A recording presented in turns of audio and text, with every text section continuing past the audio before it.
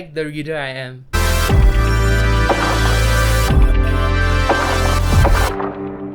Hi everyone, this is Casper the Boy Diviner here today, and thank you so much for coming back to my channel. Today I'll be doing a tag called The Reader I Am, and this is done by James Feeney. That's his name on YouTube as well, but he has a logo or a brand name that I find really hard to pronounce. Lemniscate? Logic, I think, but anyway, this is a fun little tag again for you to get to know me better. I know it might be a bit tiring to see tag after tag after tag. I'm so sorry for this. It's just that I have such a backlog of tags that I want to do that I never really got to just because I wanted to show off my decks. And I think I mentioned this in my previous video. I'm kind of insecure doing tags like this just because I don't know how much people want to know about me. So this is again part of a test of seeing, how people respond to these tags. If you enjoy my content, please feel free to leave a like and subscribe. That helps me out a lot. Lets me know whether I should be doing more tags, or if you think I should be doing other sort of content, please feel free to leave a comment below. I'll be more than happy to read it and get some ideas about what I should do next. So James Feeney is asking us about the reader that we are. So I'm going to try to answer these questions. I did prepare some thoughts before I did this video, but if I don't come off as eloquently, or if something comes up at this point in time that I feel like I have to share, I'll do so. I don't want to filter too much. I don't want to edit too much. Let's see what happens, okay? So the first question is, what is the primary system of divination you use? As specific as possible. Okay, the primary system of divination that I use is the RWS. The RWS tarot system, I think, is the system that everyone kind of knows. There are very clear, obvious scenes in each minor. So that is my preferred system of divination, just because it's the one I started out with. It's the one that I have the most background, the most foundation with. It is the kind of deck that I have practiced the most with. But recently, more and more modern decks have come out. Even the scenic pips in those decks don't really match the RWS anymore, the original one. And for those, I kind of still can work with because I can see the image, I can interpret it with my own knowledge. Okay, so this is the primary system of divination I'm going for. Even if it's not strictly the RWS of Pamela Coleman Smith and Arthur Waite, I would still consider them as my primary system of divination. Maybe you can call it, the scenic pips or scenic minors decks. That's my primary system of divination. At the same time, I'm still working with pip decks. I'm still trying my best with pip decks. I think one of the decks that really shows you what my system, the scenic minors system is this one, the Carnival at the End of the World. This is one of my favorite decks this year, maybe since forever, one of my favorite decks. And you can see that even the minors are scenic, means it depicts a scene happening, but it's not at all like the RWS. So I would say this is more of my primary system of divination. So I know I started off saying the RWS, but it kind of occurred to me that even if the scenes are not of the RWS, it's something I still am comfortable working with. I hope that wasn't too rambly. I'm going to try to edit it. Again, I said I didn't want to edit too much, but I'm going to try to make this sound coherent, whatever I just rambled, okay? I use other decks also, like the Mythical Creatures Tarot, which is clearly pip. My friend's deck, which is the Tarot of the Passing Showers, is another one that is a scenic minors, but it's not RWS. Like this is the Five of Pentacles. It's not like the one in the church. Interesting, right? Interesting. So moving forward, so what's the next question? The next question is, what types of readings do you normally do? Topic, spreads, time and medium. You can see all my services on Instagram at Boy Diviner. I do quite specific readings, mostly to do with relationships, mostly to do with month ahead and the year ahead readings. I primarily like to do career readings using those time spreads, and I also do relationships readings, but it's like right now. So those are the types of readings I do. The medium, I only do remote readings, so I don't like to go out to meet someone just because it's not fiscally responsible for me to do that. It doesn't make sense for the prices I'm charging. Not only that, I think we talk about this later, but going out to do a reading without my own space doesn't make sense. Like going to a cafe, I'm not sure what kind of energies are there. I might not be in my element, because I go into some sort of I wouldn't say trance, but I go into some sort of other state while I'm reading. I don't feel safe, or I don't feel like I'm afraid that there will be outside influences when I read outside. A lot of tarot tubers, I think they do have part-time jobs at specific stores that do tarot readings. In Singapore, there is no such real thing. I think the only tarot kind of cafe is called The Moon. I've never been there before. I feel like even though I am a feminist and it is a very feminist place, let's not get into it, but I'm a man, I'm a feminist, and I still feel a bit uncomfortable in a place where there are all types of feminists. I don't know how welcoming that space would be. And in any case, they already have a tarot reader, a resident tarot reader, and I think she's doing a great job. So I'll let her do what she does. But in Singapore, it's not a common thing to have someone do tarot in a cafe. We don't have enough space for that. We are a small country. Okay, I think I rambled enough. Let's move on to the next question. What is your reading style? My reading style, I would say, is predictive. I do predictive readings. At the same time, it is a very tough love kind of style.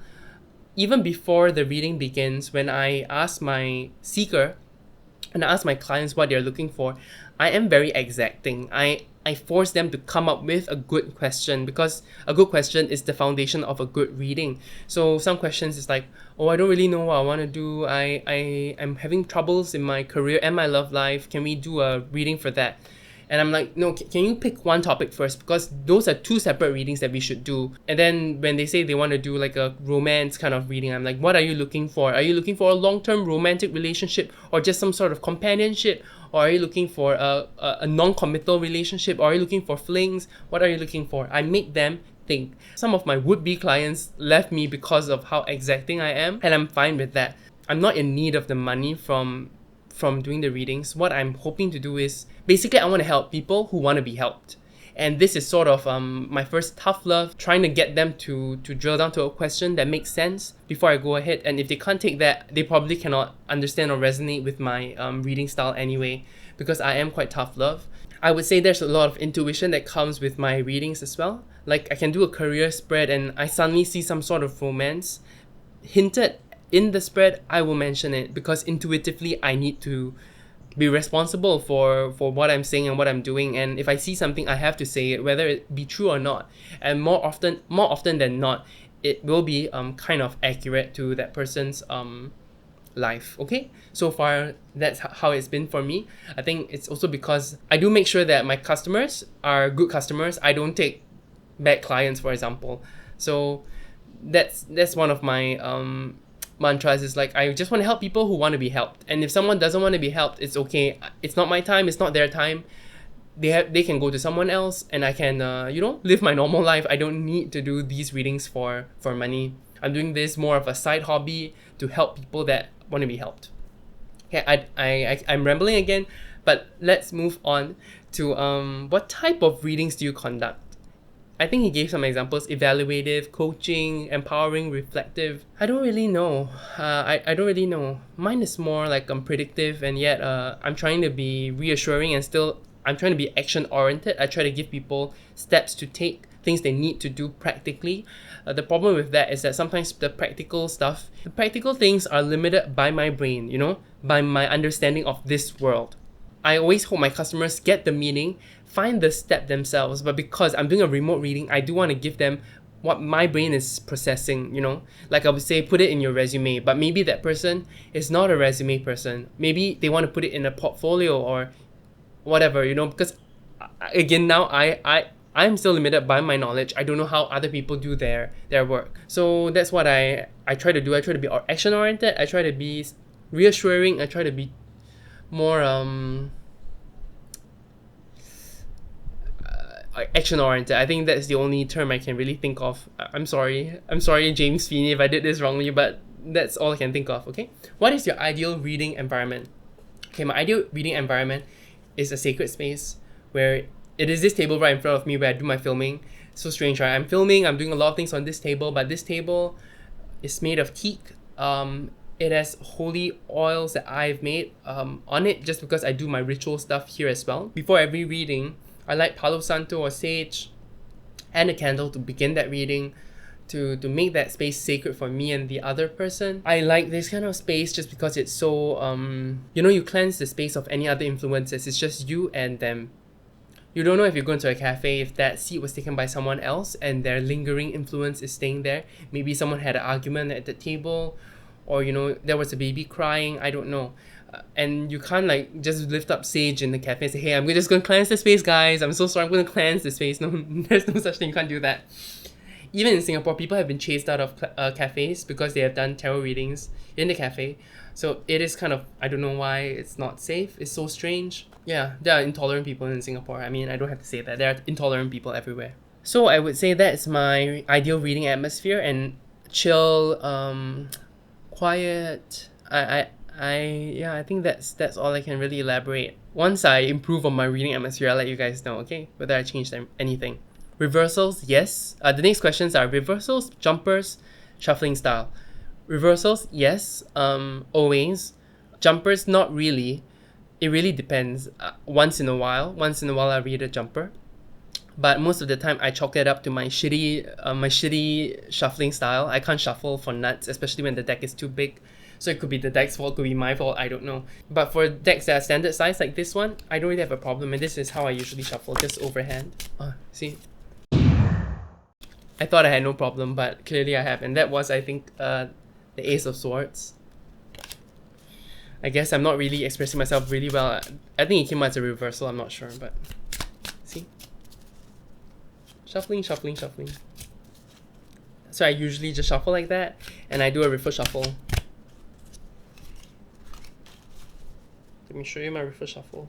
I'm bad at riffle shuffling, but I still do it because it's the best way to really randomize your deck. Oh my god. Okay, I can't do it in the air. I have to do it on a table, so I'm still putting it in because, you know, why not? What is your delivery tone? So I think I already mentioned this. I'm very tough love. I'm very action oriented. I don't like to waste time. At the same time, my readings do last depending on how many cards I've pulled, and they're all already set before the reading. So my delivery tone is usually like tough love, but quiet, reassuring, action oriented. I try to be calm. Sometimes I laugh once in a while, rarely, but sometimes I do laugh. But most of the time, I'm kind of serious when I'm doing my readings because that's the tone I'm setting, okay? What are some of your personal reading quirks? I don't know if these are quirks. I would say someone told me that the reversal of a tower is the roots. There are problems with the roots. And that always stuck with me. That has always stuck with me. So when I read a tower reversed, instead of saying that, you know, something external has hurt you or changed your whole situation, there is something wrong with the foundation that you have that is causing everything to crumble down, not something external. And it's not something you can control because it is a rotting foundation. You shouldn't go try to save it, but I'm just trying to explain to them when going forwards, they need to build a stronger foundation for whatever they want to do. So I don't know if that's a quirk. I don't know if that's a new correspondence for people or if it's a common correspondence for everyone, but this is one of the main correspondences I have. I see the Knight of Cups always as some sort of a romancer, could be a flirty person. I think that's kind of common between people. What other things? I don't know. These were the two things I thought about. I used to have a card for constipation, but I can't remember which one it is right now, just because I had constipation and I did a reading. I was like, oh gosh, it's so clear. I have a feeling it's the Four of Pentacles and the Knight of Swords reversed, just because it's like you're holding on to something and you can't let it go. So I think that pair comes out as constipation for me most of the time when I see it. I'm like, you know, if there's nothing big going on with your life, we're not doing a live reading, it could be constipation, guys. It could be. Okay? I think that's the end of this tag. There's nothing else left. I hope I can edit this to make it more coherent. I hope you enjoyed me rambling about how I read. And yeah, let me know if you have any questions. Please leave a like and subscribe. Let me know, talk to me. And you guys have a great rest of the day. You take care. Bye!